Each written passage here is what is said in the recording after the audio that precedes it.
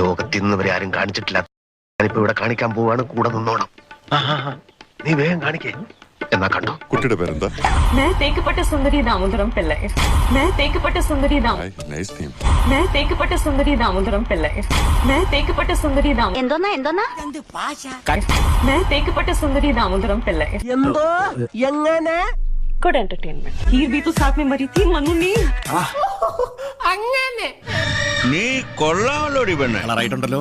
Mitra Menon, I'm a Malayali and I watched the trailer of Sundari. I want to really address this. What's the problem in hiring a proper Malayali actor?